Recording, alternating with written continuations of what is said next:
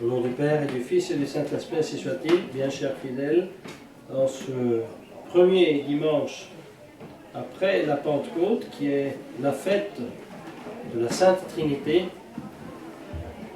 nous faisons la mémoire du premier dimanche de la Pentecôte. Oui, le dimanche, c'est la fête du Seigneur, dans le sens de notre Seigneur Jésus-Christ, qui s'est fait homme. Et qui, dans ce premier dimanche après la Pentecôte, nous enseigne le devoir de remettre les péchés comme les péchés nous ont été remis, de pardonner et de donner à ceux qui nous demandent l'aumône, parce que, comme dit saint Augustin, nous-mêmes, devant Dieu, nous sommes des mendiants. Nous sommes des mendiants et donc nous ne pouvons pas mentir à Dieu en agissant comme lui. Lorsque le mendiant nous tend la main, alors nous sommes Dieu pour ce mendiant, et alors nous avons le devoir de faire la charité quand elle nous est demandée. Mais voyez, pour faire la charité comme Dieu nous l'a fait, pour pardonner comme Dieu nous pardonne, pour remettre les péchés comme Dieu nous les remet, eh bien, il est important de connaître Dieu. Oui, ceci vaut pour toutes choses, ça vaut pour la vie, ça vaut pour le sacrement du mariage. Quand saint Paul dit aux Éphésiens que le mariage est le grand mystère en Jésus-Christ et son Église, combien est-il nécessaire de savoir qui est Jésus-Christ, qui est son Église, et savoir que Jésus-Christ est Dieu. Et pour tout cela, donc, combien est-il important, mes chers amis, de savoir qui est Dieu et aussi de savoir qui n'est pas Dieu. Et dans ces temps de grande confusion, où après des décennies, maintenant il s'agit de décennies, de doctrine apostate sur l'écuménisme qui veut faire croire au monde entier qu'il existe 3 religions monothéistes qui ont tous le même Dieu. Eh bien, dans ce temps d'apostasie, et où malheureusement nos populations chrétiennes en Europe sont en train d'expérimenter sur leur propre corps la violence de ce faux Dieu, de ce Dieu du Concile Vatican II, de ce Dieu d'Assise, qui est la violence de haine, qui est la violence meurtrière en dernier ressort de Satan. Et oui. Et voilà qu'il est tellement si important, par contre, de connaître le vrai Dieu. Le vrai Dieu et la connaissance et la profession de la foi en ce vrai Dieu nous la donne d'une façon mirable saint Athanase dans son symbole. Quiconque veut être sauvé, avant toute chose, il doit tenir la foi catholique. Parce que si chacun ne tiendra pas intègre, inviolé cette foi, sans doute il périra dans l'éternité. Et voilà que saint Athanase commence à décrire, à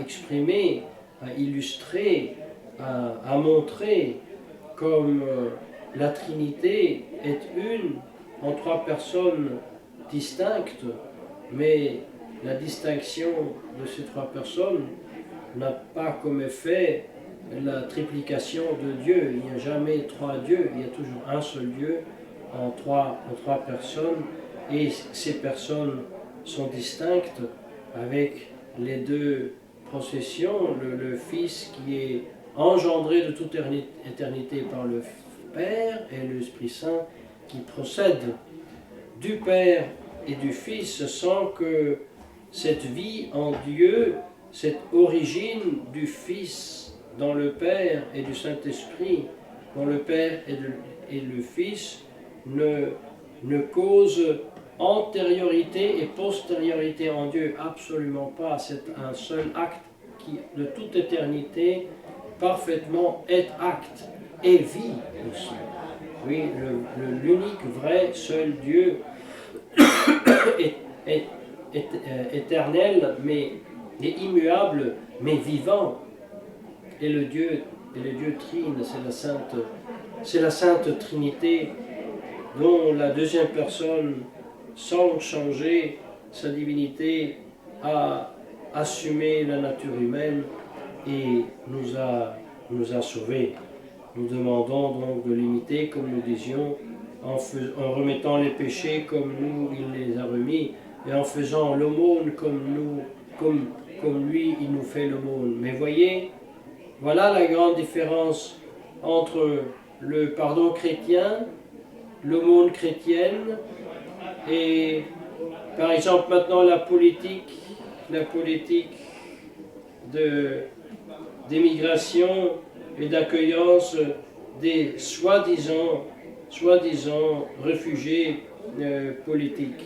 Inutile ici maintenant d'expliquer quelle est la vraie origine de ces fausses guerres et la réalité du mensonge de tous ces réfugiés. Ce n'est pas ici le moment. Mais le principe est celui-ci. Comme Jésus-Christ a donné l'ordre aux apôtres, allez enseigner tous les peuples, observez tout ce que je vous enseignais et baptisez-les au nom du Père, du Fils et du Saint-Esprit. Avec cela, il demandait que chacun individuellement soit baptisé et soit incorporé dans le corps mystique de notre Seigneur Jésus-Christ. C'est un travail qui se fait âme par âme, personne par personne, corps par corps.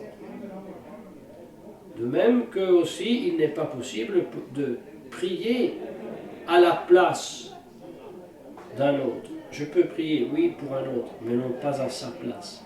C'est chacun qui doit prier directement lui-même, Dieu, pour obtenir la grâce, le pardon des péchés et les grâces nécessaires du Seigneur.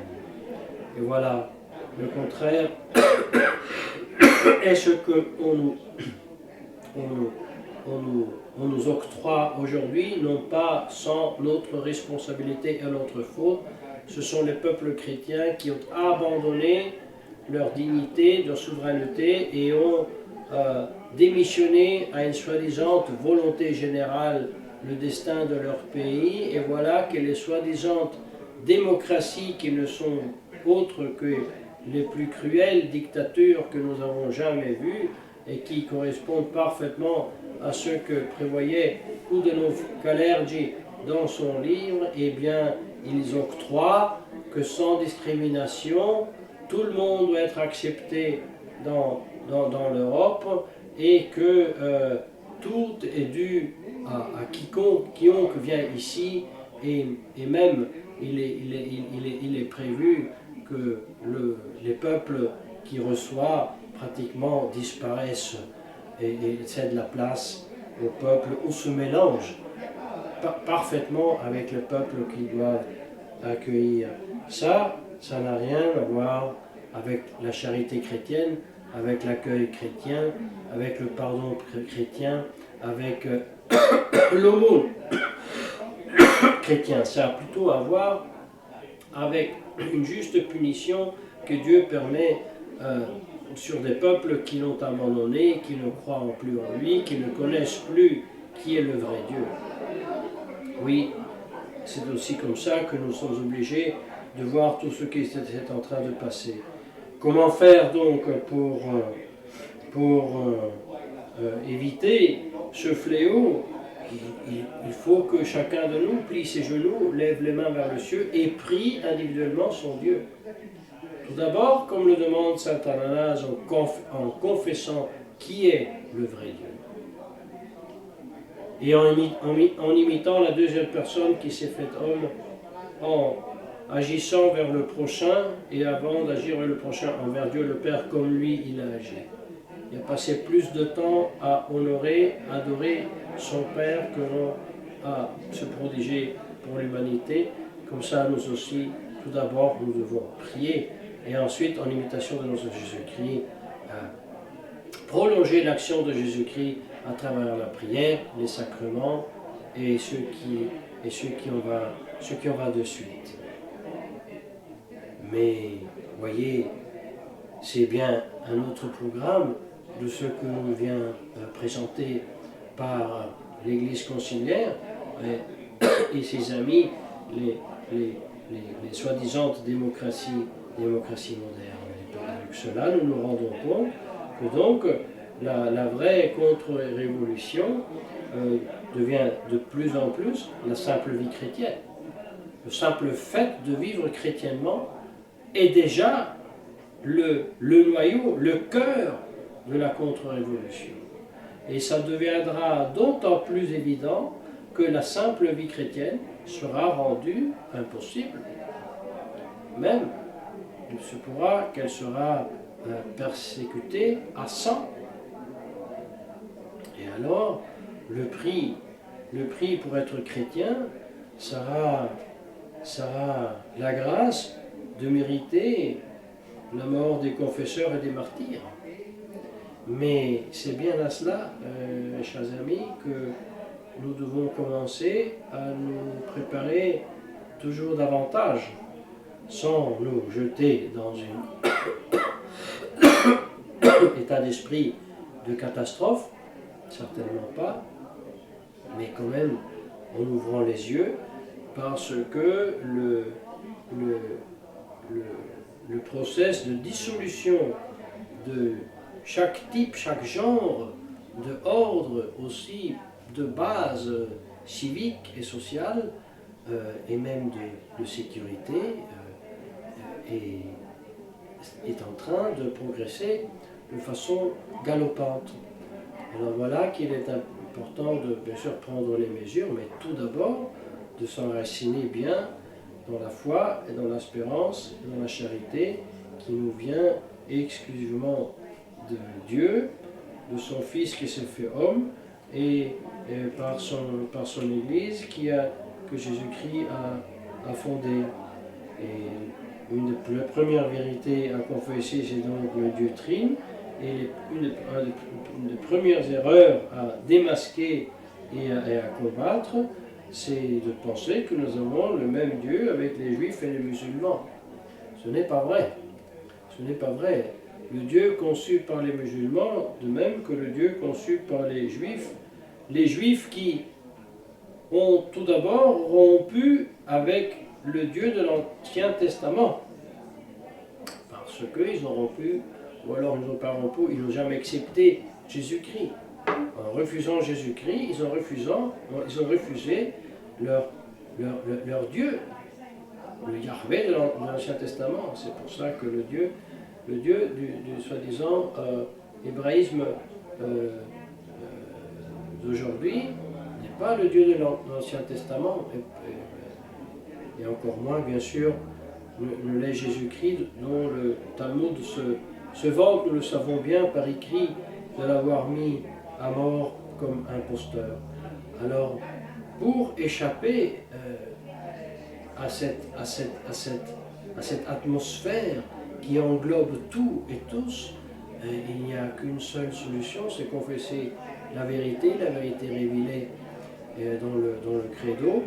Et n'ayez pas peur de prendre aujourd'hui votre missel et relire avec attention et piété le symbole de Saint Athanase pour vous retremper dans la foi, dans l'espérance et la charité pour affronter ces temps qui sont certainement les temps forts qui seront l'occasion pour nous d'être prouvés si nous sommes ou ne sommes pas des vrais membres de l'Église catholique. Que la très sainte Vierge Marie nous fasse croître dans la grâce au nom du Père, du Fils et du Saint-Esprit, ainsi soit-il.